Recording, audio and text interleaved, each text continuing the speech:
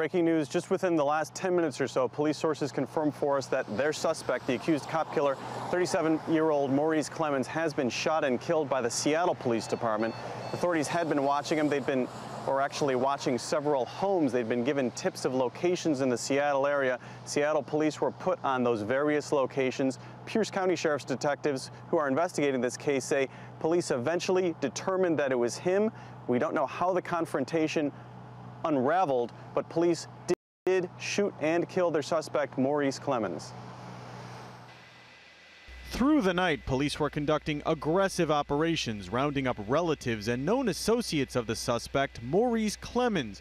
While the manhunt continued, the blame game over Clemmons' long criminal record and questions over why he was out on the street in the first place went into overdrive.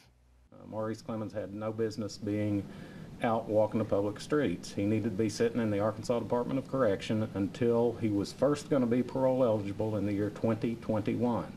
Former Arkansas Governor Mike Huckabee is now on the defensive, answering questions about why he granted clemency to the suspect, who would have otherwise still been behind bars today. I just think, the fact that he was ever here breaks all of our hearts, that somebody would kill 4 police officers in cold blood.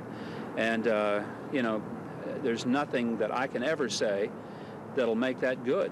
For police today, there was only frustration and sadness. Officer Tina Griswold's sister spoke about her loss. My sister is the world to me. We were a year and a month apart. I always told her how proud I was of her and her accomplishments. I used to brag about her.